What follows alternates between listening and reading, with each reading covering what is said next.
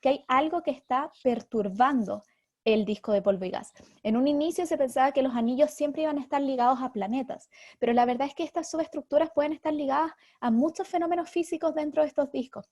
Y eso es lo que a mí me interesa estudiar, cómo los distintos procesos físicos que están ocurriendo en estos sistemas, que me explican la presencia de estas estructuras, pueden ser asociados o ligados a algún proceso de formación planetaria.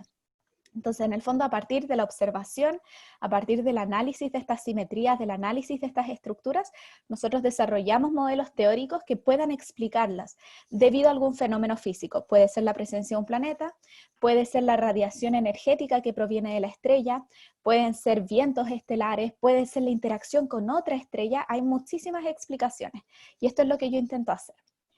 Ahora, el tema es que sabemos que existen planetas. O sea, nos motiva a hacer esto porque hemos encontrado planetas. Entonces, ahora me voy a saltar a la otra parte. No entendemos muy bien cómo se forman planetas, pero los hemos visto. ¿Y cuántos hemos visto? Bueno, al 9 de junio, según el archivo de la NASA, y aquí si les interesa se pueden meter, hay muchísima información en la página de exoplanetas de la NASA, los exoplanetas confirmados son más de 4.000 fuera del sistema solar.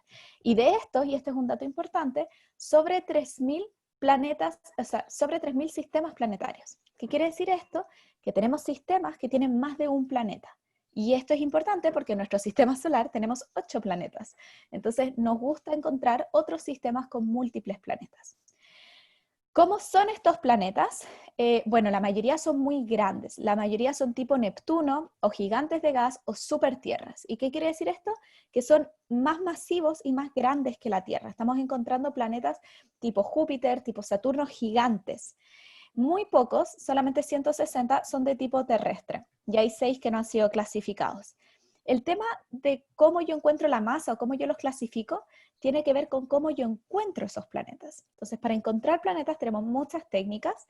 Las principales son las que están aquí, la técnica de tránsitos, de velocidades radiales, de microlensing, de imagen directa y otras más. Vamos a revisar algunas en las siguientes diapositivas, pero quiero que vean este gráfico donde hay muchos puntitos.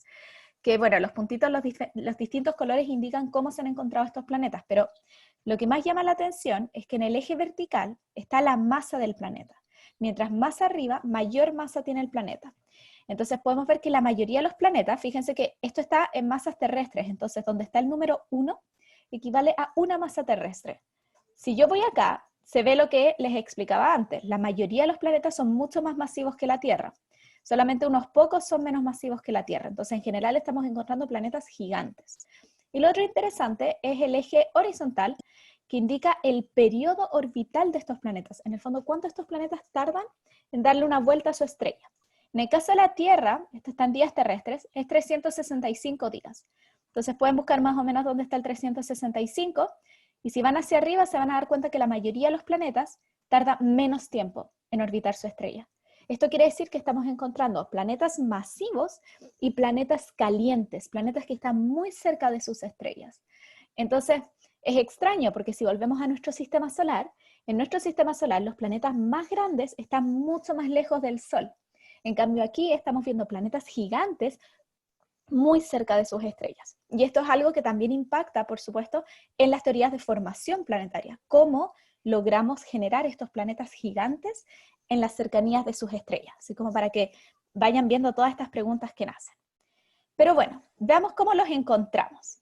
Uno de los métodos más usados, y de hecho el método que encontró el primer exoplaneta, es el método de velocidades radiales. Lo que ocupa el método de velocidades radiales es el concepto de la atracción gravitacional, del impacto de la perturbación gravitacional entre la masa del planeta y la masa de la estrella. En el universo y en la física, cualquier objeto que tenga masa va a ejercer una fuerza sobre el otro objeto. En nuestro caso, nosotros estamos dominados por la masa de la Tierra. Por eso si ustedes saltan van a volver a caer al suelo, porque la masa de la Tierra es la que genera el campo gravitacional. En el caso del planeta y la estrella, ambos objetos son masivos, y si el planeta es lo suficientemente masivo, la estrella se va a bambolear a medida que el planeta la orbite. Esto, por supuesto, está exagerado en el dibujo. ¿Por qué me interesa este bamboleo de la estrella? Porque yo puedo detectar el bamboleo gracias a algo conocido como el efecto Doppler en la luz. A medida que la estrella se aleja de mí, yo voy a ver la luz de tonalidades más rojizas. Voy a retroceder esto. Aquí la estrella se está alejando de mí. según mi línea de visión. Y yo veo la luz en tonalidades más rojizas, veo un corrimiento al rojo. A medida que la estrella después vuelve a girar y se acerca a mí, yo voy a ver la luz en tonalidades más azuladas, corrimiento al azul. A través del estudio de estas variaciones en la luz que yo recibo de la estrella a medida que la estrella se acerca o se aleja de mí, yo voy a poder determinar si hay un comportamiento periódico, la presencia de un planeta. Y como este método depende de la masa, depende del efecto gravitacional, yo voy a poder tener una estimación de la masa. En el fondo, a través de la predicción física y de mis observaciones, yo soy capaz de decir, bueno, aquí hay un planeta y estas son sus características. Otro método, que es de hecho el que ha encontrado mayor cantidad de planetas, trabaja bajo el concepto de que un planeta que pasa enfrente de la estrella, o sea, que se cruza entre mi línea de visión de yo hacia la estrella, va a causar una disminución en la luz que yo recibo de la estrella. Vean el gráfico de la esquina. Cuando el planeta pasa, yo veo menos luz, y cuando vuelve a estar detrás de la estrella o por el lado, voy a volver a recibir la misma cantidad de luz. Esto es lo que se conoce como un tránsito. Ahora, uno igual tiene que tener suerte para ver esto, porque tiene que pillar justo al planeta pasando enfrente de la estrella. Si nosotros tuviéramos al sistema así, no podríamos ver nunca el planeta porque nunca pasaría al frente de la estrella. Entonces también son cosas que van dependiendo de la casualidad. Y fíjense que a medida que, como yo lo que estoy midiendo es la variación de luz cuando el planeta pasa al frente de la estrella, si el planeta está más cerca de la estrella va a ser más fácil detectarlo, o si el planeta es más grande. Igual que en el método de velocidades radiales, un planeta más grande va a causar una mayor perturbación sobre la estrella. Entonces vamos viendo que quizás no es que solamente existan planetas gigantes fuera del sistema solar, sino que por la manera en la cual encontramos estos planetas, vamos a tender a encontrar planetas grandes, porque los planetas grandes y los planetas cercanos a la estrella van a ser los que van a causar mayor impacto. Finalmente, está este método que les quiero comentar, que es el de imagen directa, que hace poco salió una noticia muy bonita sobre una observación. La imagen directa es el único método que tenemos para sacarle una foto al planeta. Los otros dos métodos han dependido de las variaciones de la estrella, producto del planeta. Y aquí lo que hago es similar a si ustedes quieren observar algo que está cerca del Sol, pero que no pueden verlo porque el Sol les produce mucho brillo, y pueden poner el pulgar y tapar el Sol. Lo que se hace es que se ocupa un coronógrafo y se tapa la emisión de la estrella. Y esto permite que uno vea la emisión del planeta. ¿Y qué es la emisión del planeta? Va a ser principalmente la luz reflejada de la estrella por el planeta. O, como esto en general se observa en sistemas que son jóvenes, va a ser la radiación del planeta producto de que el planeta se formó recientemente y está a temperaturas altas. Pero es un método bastante complejo y depende de muchas condiciones, entonces no se han detectado tantos planetas con imagen directa. Ok, entonces esto es un poquito cómo se ve en la vida real. Les había mencionado que la primera detección de un planeta fue gracias al método de velocidades radiales. Esto fue en 1995 y de hecho fue el que se ganó el premio Nobel el 2019. Fue una investigación dirigida por Michael Mayor y su entonces estudiante de doctorado Didier Queloz. Aquí está James Peebles, que también es un astrónomo, pero que él tuvo impacto en la cosmología, pero también se ganó el premio Nobel. Así es como se ve una curva de velocidad radial. Pueden ver que aquí están las velocidades, entonces veo cuando hay velocidades positivas, cuando la estrella se está acercando a mí, y velocidades negativas, cuando la estrella se está alejando de mí.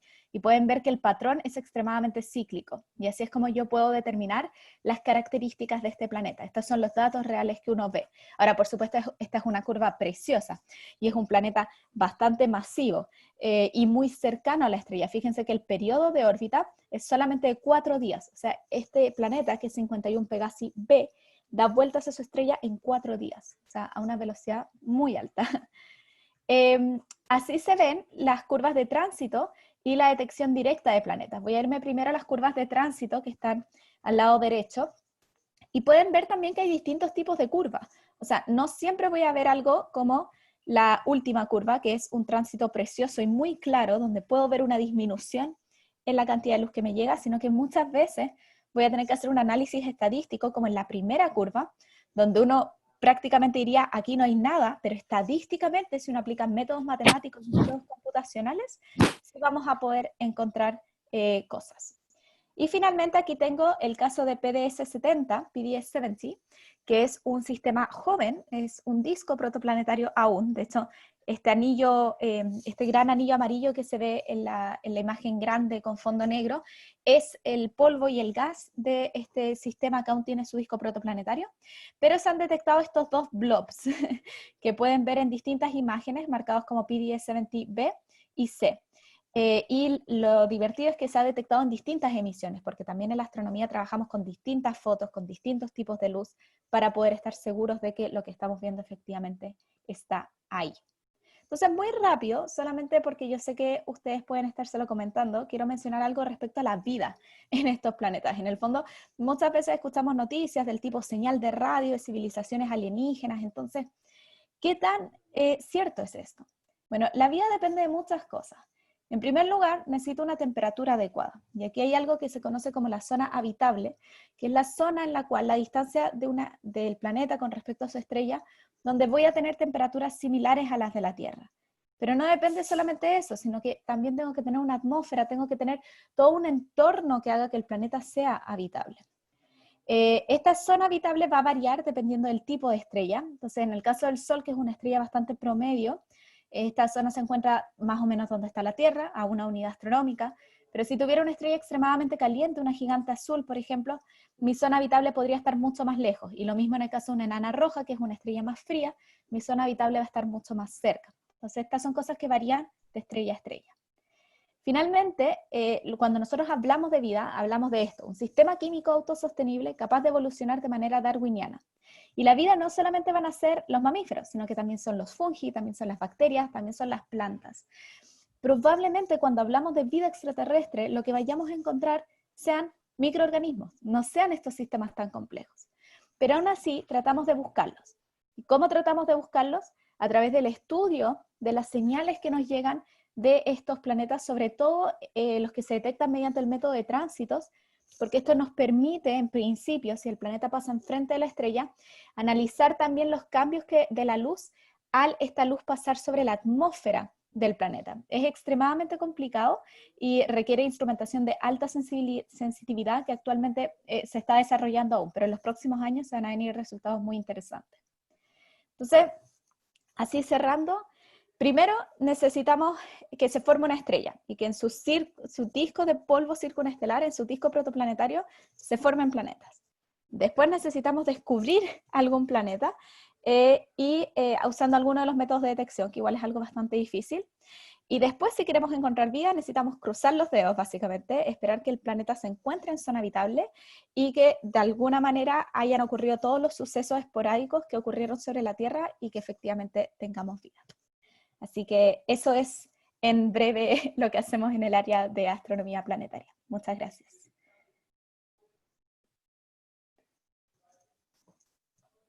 Bueno, Teresa, muchas gracias por esta increíble presentación. Agradecerte nuevamente que hayas podido ser participante de esta Semana de la Cultura, que es súper importante aquí en el Andrés. Nada, está invitada a ver la siguiente charla de Neville y quiero ver si alguien me puede ayudar aquí con las preguntas. Sí, bueno, reiterarte las gracias. Y bueno, la primera pregunta es de Antonia, que pregunta si todos los planetas se forman de la misma manera. Mira, esa es una súper buena pregunta que yo comenté al principio que no entendemos muy bien todo el proceso de formación de planetas, pero lo que sí sabemos es que hay distintas formas de formar planetas. Uno es a través de justamente que estos granos de polvo se vayan pegando unos con otros y vayan formando estructuras cada vez más grandes de alguna manera, y esta estructura en algún momento va a tener suficiente campo gravitacional como para atraer mayor cantidad de material. Y otro método, que es cuando los planetas son muy masivos, y es como pensamos que se forman, por ejemplo, los gigantes de gas, es a través de inestabilidades gravitacionales, similar a cómo se forman las estrellas con este colapso de polvo y gas.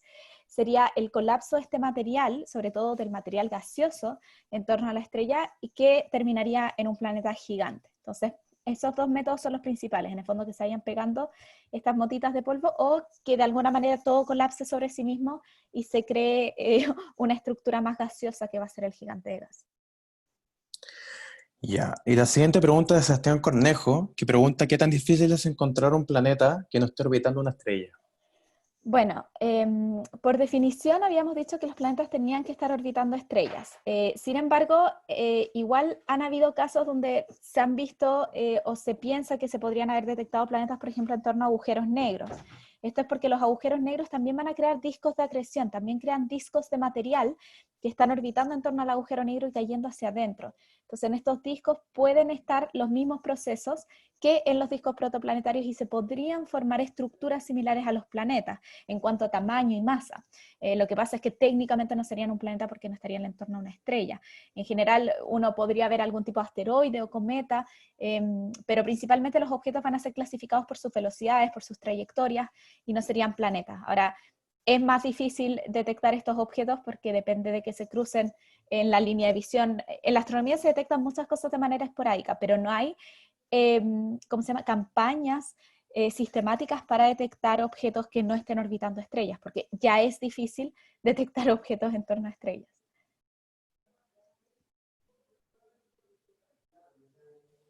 Ya, parece que la última pregunta que tenemos es que de Joseto Pérez pregunta si podrían llegar a existir otros planetas iguales al nuestro en otras galaxias.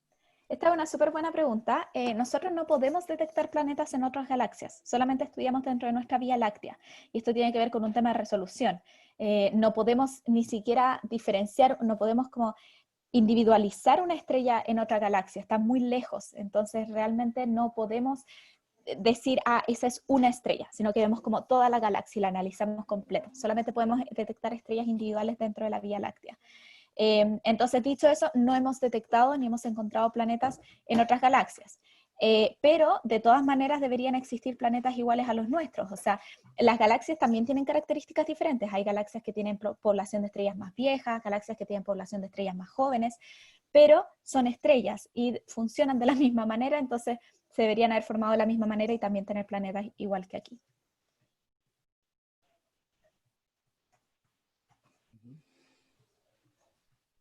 ¿Alguna otra pregunta, Luca? Sí, una pregunta de Miguel. Pregunta, ¿cuántos planetas se han detectado en su zona habitable? Mira, no sé el número, pero sí hemos detectado varios. O sea, sí sabemos de planetas en zona habitable. De hecho, incluso en las estrellas más cercanas a nosotros hay toda una iniciativa que se llama The Pale Red Dot, que es en el fondo una campaña astronómica de gente que busca planetas en el vecindario solar, pensando en que son los planetas más cercanos y sería más fácil eventualmente comunicarse. Ahora, eso no quiere decir viajar a esos planetas porque están muy lejos. Y dentro de los planetas de nuestro sistema solar hemos encontrado planetas en zona habitable. Lo que pasa es que estas estrellas en general son más frías y más pequeñas que el Sol, entonces estos planetas están mucho más cerca de sus estrellas, pero deberían tener temperaturas similares a la Tierra, aunque no basta con eso. Por ejemplo, Marte y Venus también están en zona habitable, pero las diferencias de la atmósfera de estos planetas en comparación a la Tierra no los hace habitables de manera igual que como estamos sobre la Tierra. Entonces, una cosa es que estén en zona habitable, y eso hemos encontrado bastantes, y otra cosa es que tengan todas las características como para ser habitables, tales como una atmósfera, oxígeno, agua líquida y todo eso. Iker pregunta, ¿qué rol juega la materia oscura en la formación de estas estrellas?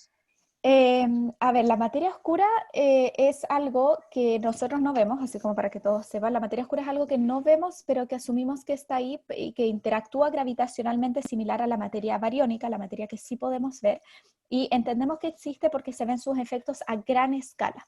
La materia oscura en general es algo que juega más un rol en cuanto a la formación de galaxias y a la agrupación de las galaxias y de cómo se agrupan todas las cosas en el universo. Pero en la pequeña escala no es algo tan predominante en el fondo, o no se cree que sea algo tan predominante, no es algo que se considere, por ejemplo, en las simulaciones. Dentro de nuestro sistema solar, a escalas pequeñas, eso no afecta, es como la expansión del universo. La expansión del universo afecta a gran escala, pero no en las escalas más pequeñitas. Bueno, y la última pregunta, desgraciadamente no tenemos tiempo para más, es si la Vía Láctea tiene sus planetas en un mismo plano, ocupa el espacio de forma tridimensional. Esa es una buena pregunta. No hay ningún plano único. De hecho, lo que yo les comentaba antes, para encontrar un planeta por el método de tránsitos tiene que justo calzar que el planeta esté pasando sobre la estrella en nuestro mismo plano de visión. Y si todos los planetas estuvieran en un mismo plano, eso quizás sería más fácil de lograr. Pero no vemos eso. En el fondo, dentro de estos lugares, cuando las nubes moleculares colapsan, se forman estas estrellas y sus planetas y en diferentes orientaciones. De hecho, si se acuerdan, cuando yo les mostré una imagen de los diferentes discos protoplanetarios, voy a súper rapidito, solo para contestar esto bien, mostrarles esta imagen. Perdón. Ustedes pueden ver que hay algunos discos que se ven más achatados. Por ejemplo, vean el que está al final en el lado derecho, que se ve como casi una línea. Eso es porque está increíblemente inclinado. Todos estos discos deberían ser circulares, pero al inclinarse se van a empezar a ver como elipses achatadas. Entonces, lo que eso nos dice es que estos sistemas van a tener cierta inclinación, estos planetas van a estar en planos distintos con respecto a nosotros. Así que no, están en todos lados, es un espacio completamente tridimensional. Bueno, muchas gracias, Teresa. Para cerrar, te voy a hacer una última pregunta. ¿Cuál es el rol que juega Chile y la relevancia que tiene la astronomía en el mundo? Y quiero que si nos puedes explicar un poquito brevemente la importancia y el poder que tienen aquí los científicos. Bueno, me encanta tu pregunta, muchas gracias, Javier. Lo primero es decir que en Chile se hace ciencia de primer nivel. Hay mucha gente que tiene esta idea errada de que uno para hacer buena ciencia tiene que irse al extranjero, y eso no es así. Y sobre todo en el caso de la astronomía, porque aquí tenemos el lujo de que como tenemos el desierto, porque esa es la razón por la cual Chile tiene los mejores cielos del mundo, es porque está el desierto, entonces hay poco vapor de agua y poca contaminación lumínica, podemos poner esos aparatos ahí gigantescos y obtener toda esta información de primera calidad. Todas las instituciones chilenas tienen acceso a un tiempo privilegiado de un 10% de tiempo de observación. Esto quiere decir que si se observan los 365 días del año, aproximadamente 37 días del año van a ser solamente para observación de proyectos de instituciones chilenas. Y eso es mucho tiempo en comparación a lo que se reparte entre el resto del mundo. Esto hace que la mayor parte de los proyectos, tanto de estudiantes como de posgrado como académicos, tengan observaciones. Y eso es algo fundamental, porque una cosa es desarrollar la teoría, pero yo necesito en la astronomía poder estarlo contrastando con la realidad. Entonces, los proyectos que se están desarrollando aquí son de primer nivel, así que si alguien quiere astronomía, por favor, estudia acá en Chile. La única razón por la cual yo me voy a hacer el doctorado afuera es porque uno en la ciencia también necesita ampliar redes, entonces no te puedes quedar permanentemente en un lugar. Pero es una experiencia muy bonita. Ahora, lo que nos falta como país es empezar a invertir en la tecnología para poder hacer esas observaciones. O sea, hoy en día toda esta instrumentación astronómica viene de colaboraciones internacionales extranjeras. Los telescopios son extranjeros, la tecnología es extranjera, toda la parte del armado de cómo se va manipulando esta tecnología, la traen expertos extranjeros. Entonces lo que necesitamos ahora es desarrollar la industria tecnológica, la ingeniería eléctrica, la ingeniería mecánica, la ingeniería informática y inyectar recursos, por supuesto, para poder empezar a generar estas tecnologías en Chile, para poder tener un mayor desarrollo tecnológico de, por ejemplo, ser parte de las colaboraciones que mandan telescopios espaciales, porque tenemos los mejores cielos y tenemos las mejores observaciones, pero a nivel terrestre, pero las observaciones terrestres igual tienen toda la complejidad de que la atmósfera nos influye. Entonces empecemos a pensar en que Chile sea parte de los grandes consorcios que manda telescopios espaciales y que nos permitiría avanzar tremendamente en toda esa área. Así que, en resumen, Chile juega un rol fundamental. Tenemos expertos de todas partes del mundo que están constantemente viniendo a colaborar con las instituciones que desarrollan astronomía aquí en Chile, pero necesitamos avanzar de la mano de la tecnología también, y para eso necesitamos, como siempre, mayores recursos. Así que hay muchísimo campo, hay muchísimas cosas en las cuales trabajar y muchísimos desafíos para los próximos años. Bueno, Teresa, ya para cerrar, muchas gracias por participar aquí en la Semana de la Cultura. Bueno, te deseamos todo el éxito en Alemania y felicitarte también por la representación gigante que va a hacer allá en Alemania y Chile. Eso, muchas gracias. Sí, Está muchísimas gracias. a ver la charla de Neville. Bueno, damos paso a nuestro siguiente invitado. Él es líder del equipo de ingeniería en software de Notco Company. Él es Neville Caguas. Neville, si estás ahí. Sí, sí. ¿Se escucha? ¿Me escucha muy bien? Perfecto. Voy a tratar de compartir pantalla.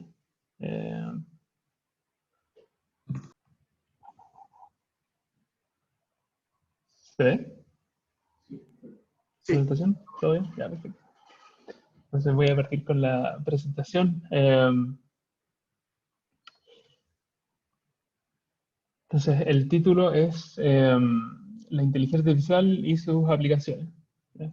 Javier me mandó un correo y la idea era como hablar de este tema y cómo lo aplicamos nosotros en The Not Company. Entonces, simplemente voy a introducir ahí mismo en 30 segundos. Mi nombre es Nabil Caguas, estudié Ingeniería Civil en la Cato, con diploma en Industrial Computación. De hecho, viví por mucho tiempo cerca de su colegio. Viví el 23 de febrero. Supongo que es el colegio de que está el Príncipe Galo, ¿no? Así que ahí, claro, harto taco en las mañanas cuando me tomaban la de 18. En fin, me apasiona la ingeniería de software y la visualización de datos. De ahí en ingeniería me quedé haciendo clases de programación avanzada, pero en 3 semestres, muy buena experiencia. Y en marzo del 2019 entré a trabajar a The Not Company. Me gusta el fútbol, no soy muy bueno, pero al menos sí me gusta ir a ver a Palestino cuando no estamos en pandemia. Y también el ajedrez. Esa fue una breve presentación. Y así me veo cuando no estamos en pandemia. ¿Ok? Para que se den una idea. Ya, el temario de hoy es, lo voy a resumir en varias preguntas. ¿Qué es la inteligencia artificial? ¿Qué es Machine Learning? ¿Qué es Notco? ¿Y por qué? ¿Y por qué usamos Machine Learning en Notco? Y bueno, algunas preguntas del público. Para hacer esta presentación asumí que no había conocimiento previo de estos temas, por lo tanto van a ser una presentación como de un overview de muy alto nivel, ¿okay? Pero para que se hagan más o menos una idea que estamos tratando de resolver. Entonces, ¿qué es la inteligencia artificial? No sé qué creen de esto o qué piensan de esto, pero lo que se podría imaginar quizás es algún tipo de robot por alguna película que han visto o algo similar. Pero está lejos de eso, o sea, puede ser eso, pero es algo mucho más simple que eso. Simplemente se puede definir como la habilidad de un computador o de una máquina que tiene para pensar y, todavía mejor, aprender, ¿ya? En términos más prácticos, uno escribe software, uno escribe código para resolver alguna tarea en particular, ¿sí? Entonces, por ejemplo, si yo uso Word, Microsoft Word, o si uso Mozilla Firefox, esos son software. Pero aquí estamos hablando del software específico que trata de resolver una tarea usando inteligencia artificial. Y esto parte como disciplina hace mucho tiempo, los años 50, y se ha ido desarrollando, pero o sea, incluso probablemente partió antes que eso, pero formalmente se definió en los años 50. ¿Okay? Y ha ido evolucionando harto a través del tiempo, y hoy en día se usa mucho en múltiples disciplinas, ¿ya? Finanzas, cosas de criptografía. De hecho, voy a dar algunos ejemplos concretos sobre esto. Por ejemplo, bueno, yo comenté que me gusta jugar ajedrez. Si quisiera jugar, ahora que estamos en pandemia, estoy encerrado y quisiera jugar con alguien, no puedo, entonces podría crear un motor de ajedrez, ¿okay? Una parte es crear las reglas para que el computador entienda cuáles son las reglas, cómo se mueve un peón, cómo se mueve un alfil, cómo hago un enroque corto, un enroque largo, bla, bla, bla, bla. Pero luego de eso, que el computador ya sabe las reglas, yo tengo que darle algún tipo de guía para que trate de ganarme. Entonces, lo primero que podría intentar es como que juegue una jugada al azar. Eso podría ser considerado como inteligencia artificial, pero probablemente no sea muy bueno. Y de hecho, como que la inteligencia artificial se llama artificial porque es un contraste con la inteligencia natural que vendría de un animal o de un ser humano, ¿sí? Entonces la idea es que yo a este motor de ajedrez puedo de cierta forma decirle como el peón vale menos que una torre o el alfil y el caballo son similares, entonces puedo generar unas ciertas reglas para que trate de entender que ciertas jugadas son mejores que otras. ¿Okay? Y así se fue desarrollando y los motores de ajedrez fueron cada vez mejores. Y no sé si conocen, pero cerca del año 90, o sea, en los años 90, un match entre Kasparov y el motor de ajedrez Deep Blue, y terminó ganando Deep Blue. Fue medio controversial, pero bueno, hoy en día ya está claro que el motor de ajedrez sobrepasa a cualquier humano. ¿Okay? Otro ejemplo concreto es encontrar el camino más corto desde A a B, por ejemplo, desde su casa al colegio. ¿Qué más? Recomendar si están en YouTube. YouTube tiene que usar algún tipo de algoritmo para recomendar el siguiente video que ustedes deberían ver. ¿Okay? Etcétera. Entonces, inteligencia artificial simplemente permite resolver alguna tarea en particular. Ahora, ¿cuál es la diferencia entre esto y Machine Learning? ¿No? Machine Learning tiene que verlo como una subdisciplina de inteligencia artificial. Entonces, si yo tengo inteligencia artificial, es todo lo que trate de resolver alguna tarea en particular, pero Machine Learning es tratar de resolverlo de otra forma, en el sentido de que no estoy usando reglas explícitas, yo no estoy diciendo al computador cómo tiene que resolverlo, sino que el computador aprende a partir de la experiencia, a partir de los datos. ¿Okay? Entonces, si lo traduzco al español, sería aprendizaje máquina, y es porque literalmente la máquina aprende. Y no aprende de nada, sino que, como mencioné, aprende a partir de datos que el computador ya ha visto o que ya ha recolectado. ¿Okay? Entonces, algunas aplicaciones que ya ocurren hoy en día, la menos quizás glamorosa de todas, pero muy útil, es clasificar spam en un correo. Si usted recibe un correo, probablemente les llega spam, y eso se hace a partir de los mejores métodos que funcionan a partir de Machine Learning, y no tanto de como decirle como, si aparece esta palabra, entonces tira el spam. Eso no funciona muy bien porque es fácil como bypassear esas reglas, pero lo que sí funciona bien es tratar de como aprender qué es un correo con spam. El computador utiliza eso y a partir de su experiencia lo puede clasificar, y ahora funciona casi perfecto. Pueden haber pequeñas fallas, pero es un problema que ya se considera como resuelto. O identificar objetos en una imagen, realizar un diagnóstico médico, predecir el tráfico de automóviles. Yo trato como de ver por qué vía, además de buscar el camino más corto, se le puede agregar una componente que es como, depende del tiempo, de cuánto tráfico hay, buscar quizás una ruta alternativa. Entonces, lo importante aquí es que yo no le estoy dando reglas explícitas al computador, sino que él aprende a partir de los datos que ya ha visto. También reconocer y entender la voz humana, etc. Entonces, por ejemplo, un ejemplo canónico de Machine Learning y de que funcionó muy bien es la clasificación de imágenes.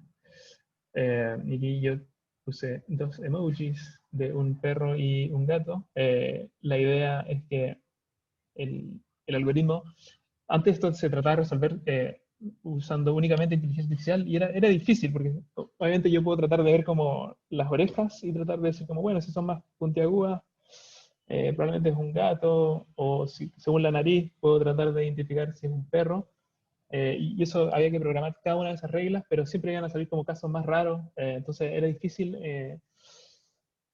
hacer esto usando reglas. Entonces, ¿qué se hace? Al computador se le pasa una foto de un perro y le dice, esto es un perro. Se le pasa otra foto de un perro y le dice, esto es otro perro.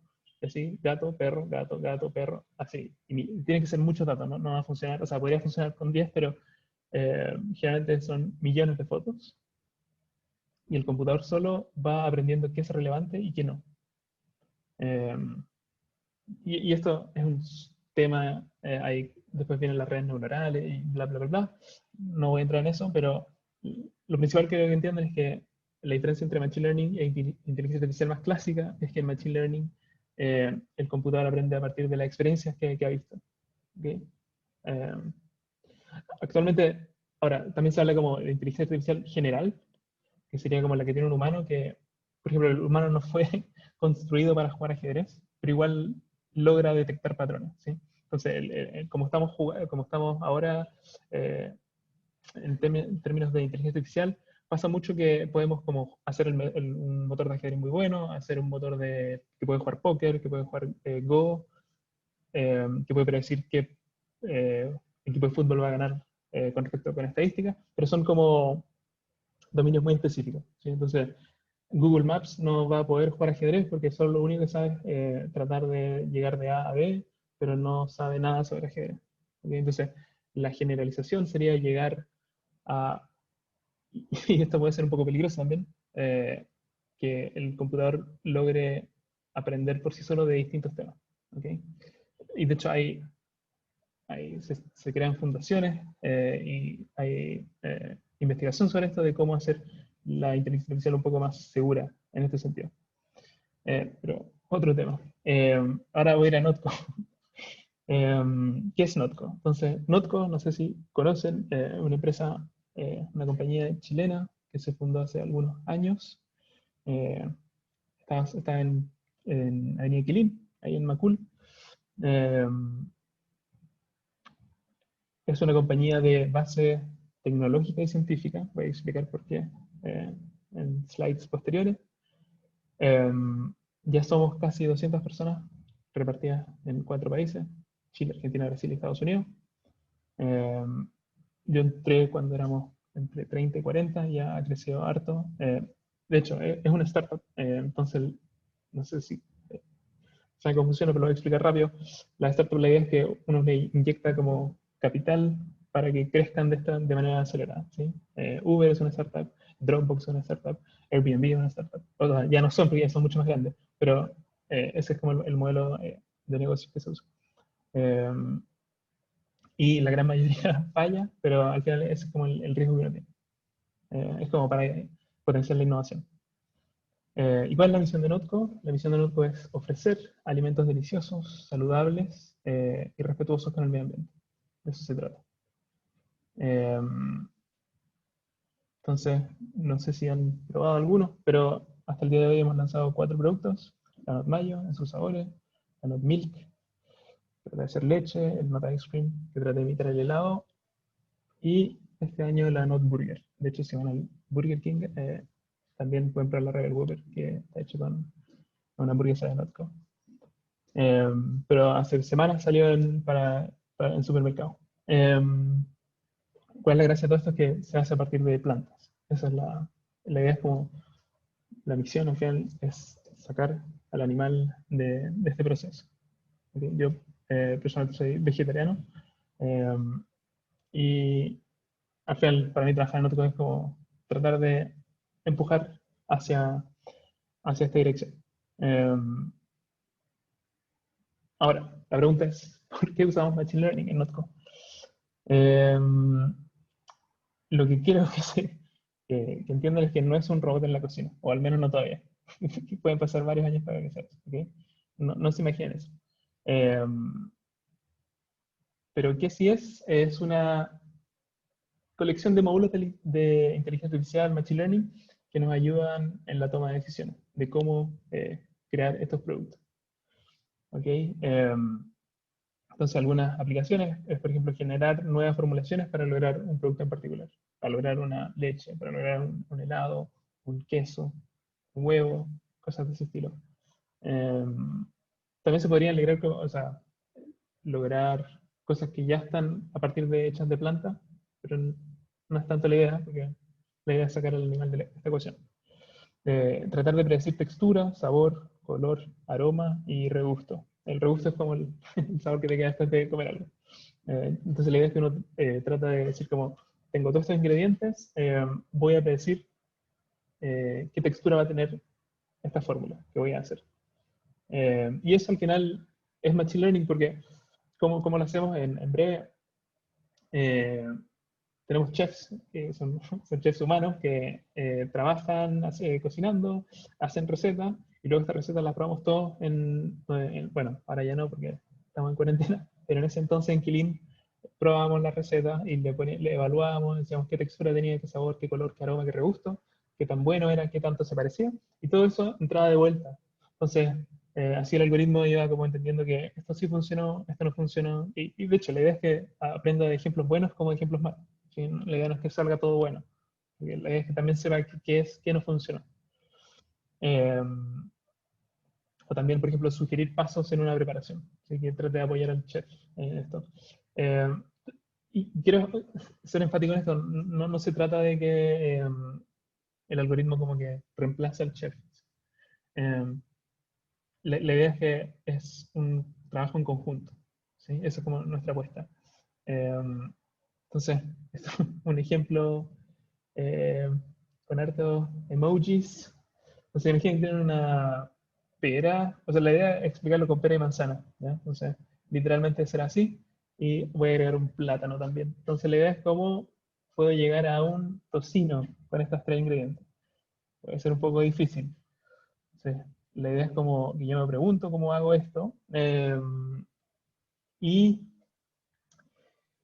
si yo tratara de hacerlo esto simplemente por combinaciones, casi que por fuerza bruta, y tengo solamente estos tres ingredientes que estoy mostrando a la izquierda, eh, al final podría intentar con ellos solos, una sola pera, una sola manzana, pero claramente no va a funcionar, entonces podría tratar de combinarlo. Entonces, por ejemplo, una pera con una manzana, una pera con un plátano, manzana con plátano, o los tres juntos, ¿ya? Esas son todas las combinaciones teóricas que tengo. Y aquí, ojo, no estoy considerando ni siquiera como las proporciones. Es como decir, mezclo esto y a ver qué pasa. Eh, pero ¿qué pasa si agrego un cuarto ingrediente? Entonces, ahí tengo todos esos pares posibles, tengo todos esos tríos posibles, y después la combinación de ellos, ¿ya?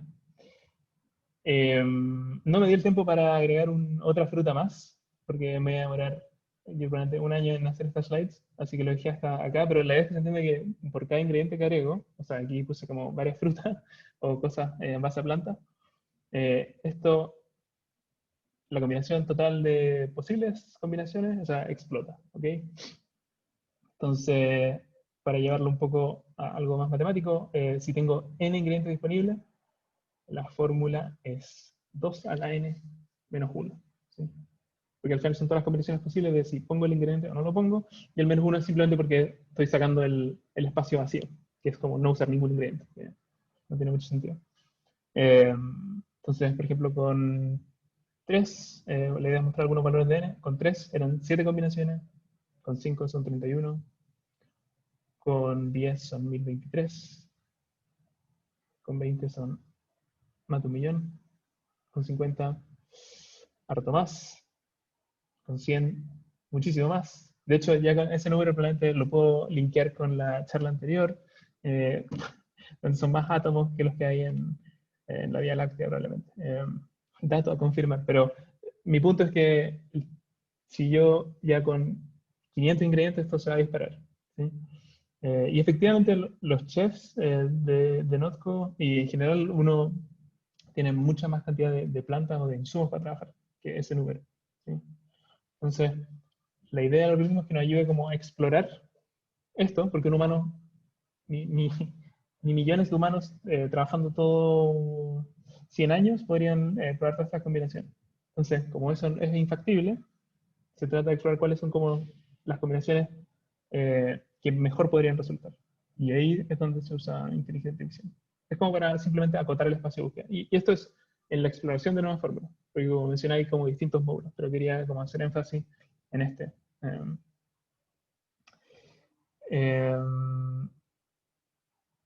Entonces, finalmente, para ir como cerrando más o menos, que nuestra apuesta es la colaboración entre humanos y sistemas de Machine Learning, y esto debería funcionar mejor que cada uno de ellos por separado. Y usé la palabra apuesta porque no estamos 100% seguros de esto.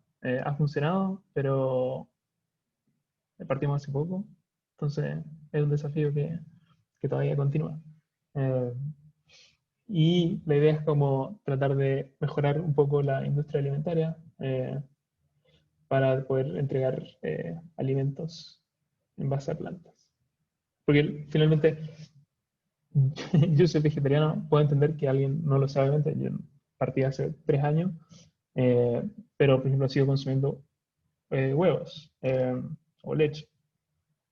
Eh, entonces al final es difícil que se haga el cambio a menos que se proponga como una alternativa que sepa igual, ¿sí? Entonces nuestra apuesta es que si como Notco entregamos algo que es igual y que no haya que pensar que estoy haciendo un sacrificio, será hacer mucho más fácil hacer ese cambio.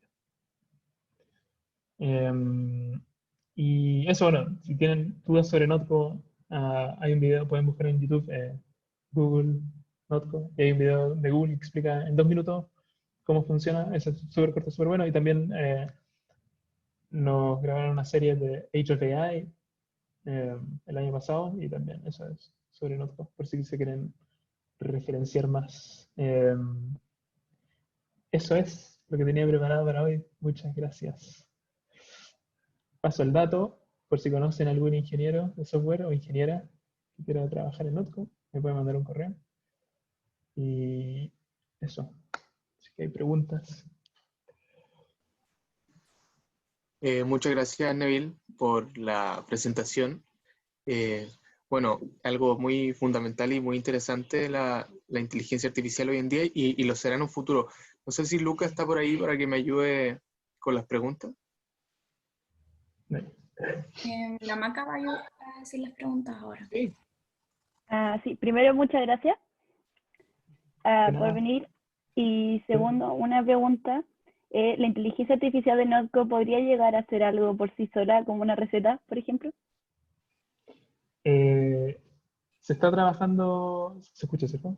Se está trabajando en, eso es uno de los módulos, o sea, con receta, cuando mencioné lo de sugerir una preparación, me refería a eso, que no solo te digo qué ingredientes combinar, sino que cómo combinarlo.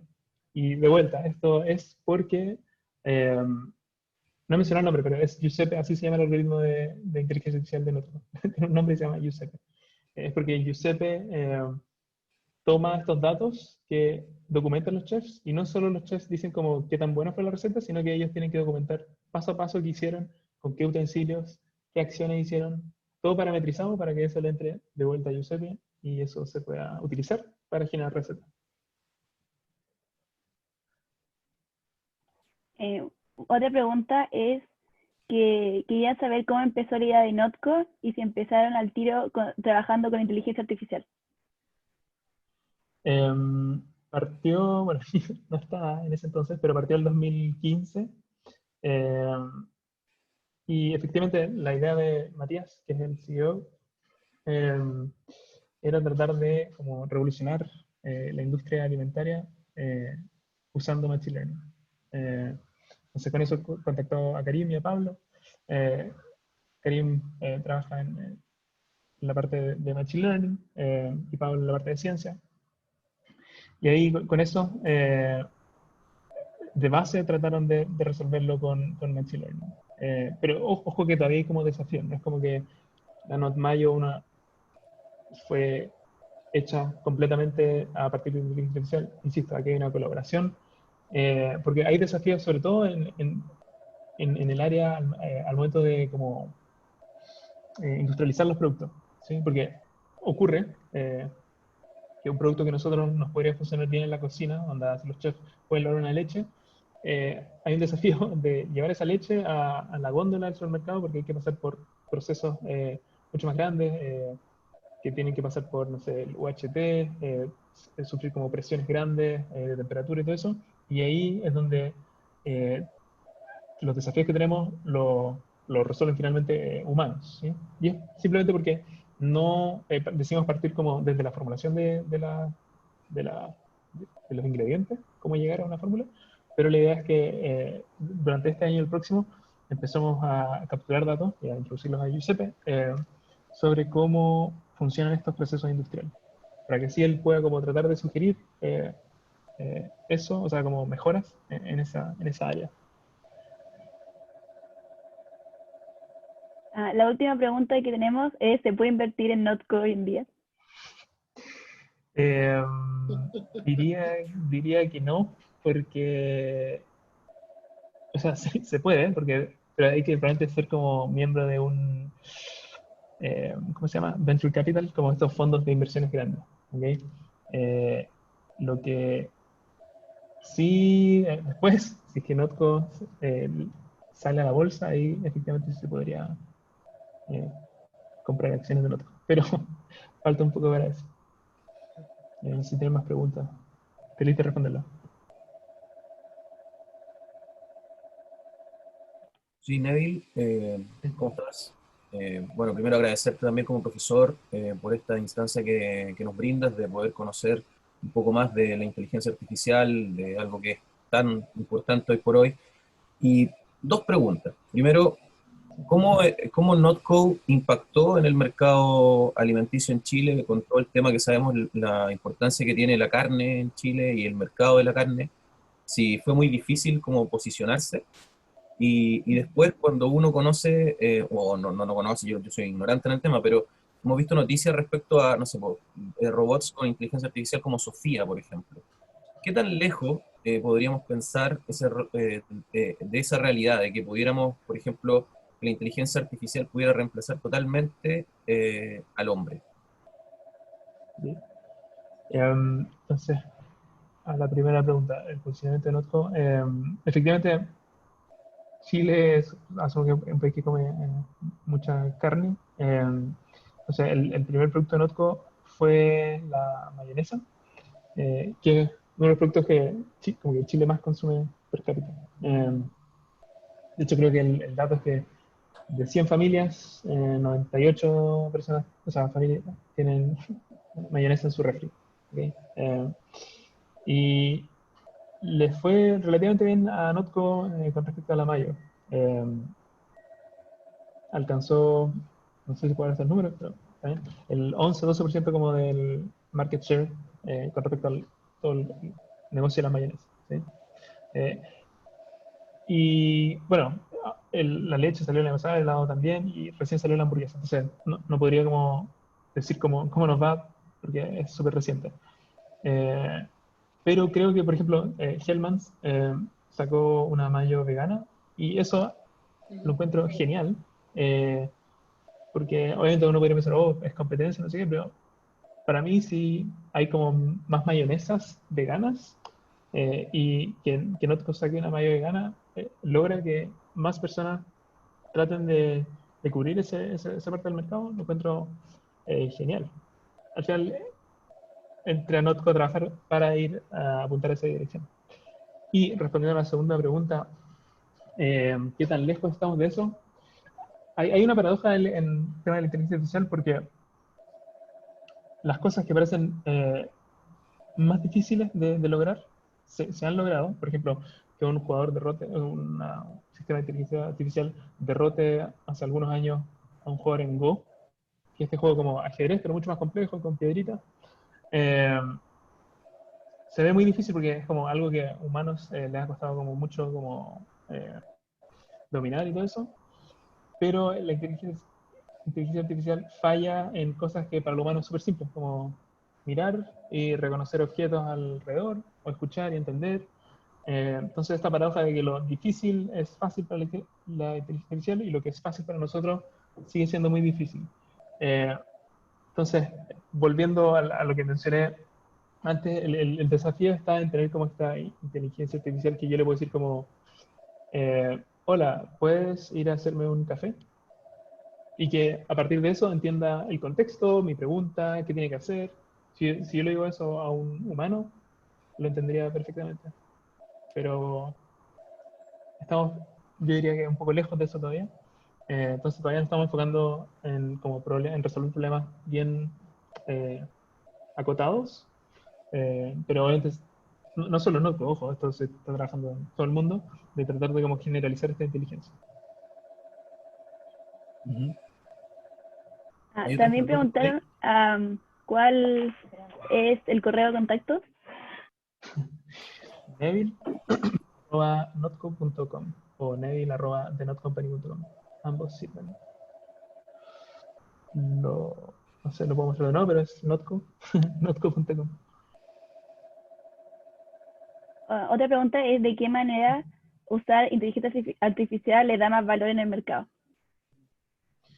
Eh, Buena pregunta. Eh, Primero es el hecho de como intentar una técnica que no se ha usado eh, en ninguna parte del mundo para tratar de crear estos alimentos. Eso no es como bueno per se, pero la idea es que al final la apuesta es que si este algoritmo se va como refinando, eh, la iteración para sacar un producto debería ser más rápida. ¿Sí? Entonces, la ventaja ahí es que si bien la mayo, no sé, nos demoramos 2 años en sacarla y la leche 1 año, y el helado 6 meses, y la hamburguesa 4 meses, al final eso se va a ir achicando. Obviamente hay productos que son más difíciles que otros, pero la apuesta está ahí. Mientras mejor sea el algoritmo, mientras más datos tenga, y estos datos estén limpios, mejor debería funcionar y más rápido deberíamos hacer el producto. Además que también puede ser una idea, no es lo que hacemos ahora, porque Notco saca sus propios productos, pero imagínense que Notco podría trabajar con otra empresa que vende galletas de avena y estas galletas no son veganas. Entonces ellos nos podrían pasar, nos podrían decir, hey, queremos hacer nuestras galletas veganas. Y la idea es como quizás como modificar lo mínimo posible la formulación original para entregarle como una galleta vegana. Pero eso no ocurre ya, así que lo dejo como imaginación, ¿no? Eh, Así que eso podría ser una ventaja de por qué usar inteligencia artificial en esto. Preguntan cómo llegar al nombre Giuseppe. Muy buena pregunta.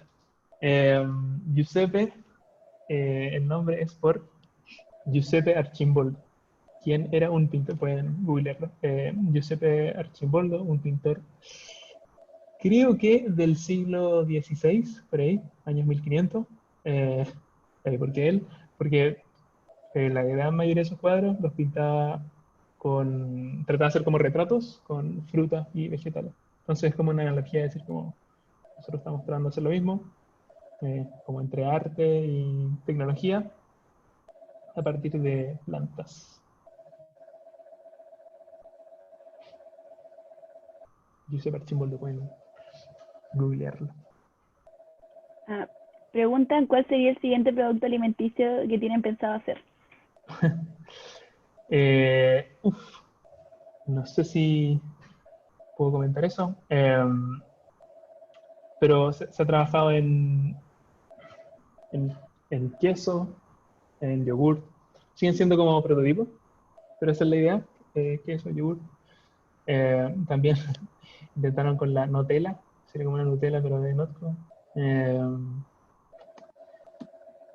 Pero también estamos enfocados en no dejar como los productos que ya lanzaron al mercado y como que estén ahí, sino ir como mejorándolos. De hecho, viene una nueva como mejora a la mayonesa.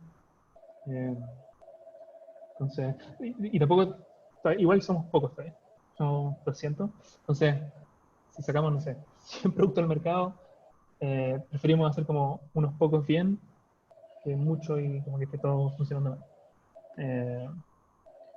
Pero eso, recién sacamos la hamburguesa, así que estamos muy felices con eso y ojalá, si las pueden probar, ojalá que les guste.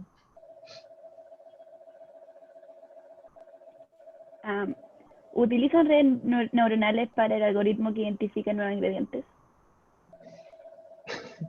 Sí, voy a responder con un sí.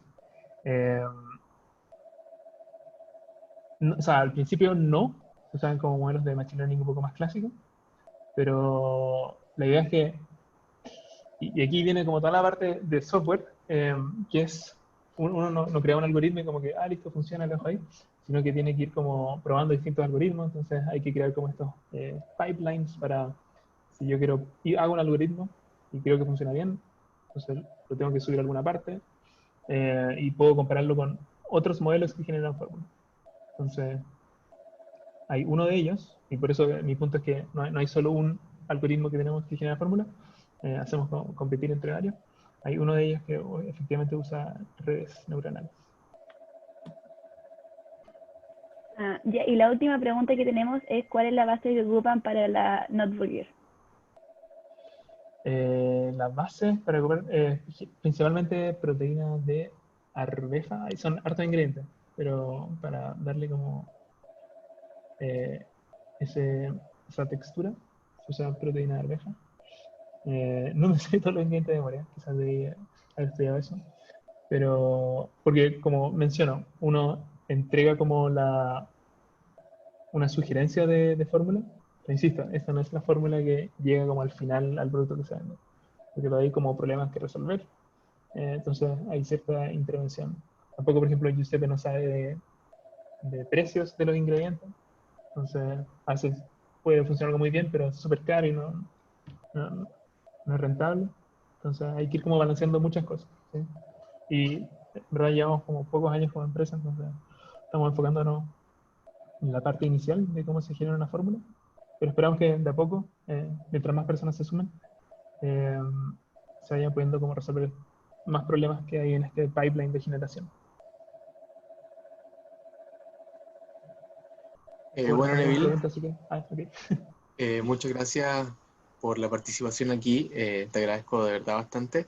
Dejo ahora a la presidenta para hacer el cierre final. Sí, Neville, muchas gracias. Igual que Teresa, que se tuvo que ir antes. Estos temas son muy relevantes ahora mismo y también nosotros como generación siempre hemos tenido como esta curiosidad de saber qué hay más allá, cómo podemos ocupar la tecnología artificial y todo eso. Y sí, es súper buen trabajo y eso, mucha gente te lo va a agradecer en el chat. Muchas Sí, gracias a todos por gracias. darse el tiempo. Yo feliz de poder explicar qué hacemos en NotCo. Así que eso, muchísimas gracias por la invitación. Encuentro bacán lo que hacen. Ojalá puedan invitar después a otras empresas que hay en Chile. Así que eso. Muchas gracias, Neville, por tu tiempo y la presentación. Nos vamos a contactar contigo por mail, ¿ya? Gracias a nombre del colegio también. Chiquillos, Chau, siguen chau. las charlas, así que para que se puedan cambiar ahora también, hay 3 más en paralelo, entre las 2 y la 1, así que están cordialmente invitados. Cuídense mucho y agradecerle a los niños del CAS que prepararon esto. Que estén muy bien, muchas gracias a todos por asistir. Gracias también, reitero, me sumo a las palabras de Miss Oriana, por la asistencia. Tuvimos más de 140 personas en un momento en la charla, como 150, lo cual demuestra que hay mucho interés en estos temas también en la comunidad. Y como CAES, como miembro del CAES, como profesor asesor del CAES, muy orgulloso también de mis alumnos del CAES, muy orgulloso de la presidenta, de Javier, de la Maca, de la Fer, de Luca. Los felicito por su organización y por llevar a cabo estas instancias que siempre son enriquecedoras para toda la comunidad. Así que muy bien también el centro de alumnos y muy bien también la audiencia, respetuosa y como debe ser, demostrando lo que somos como andreínos. Así que felicitaciones a todos, estamos muy contentos. Muchas gracias. Muchas gracias, profe. Chao, muchísimas gracias. Chao, muchas Chao, gracias por la muchas asistencia. gracias. Gracias por Muchísimas venir. gracias.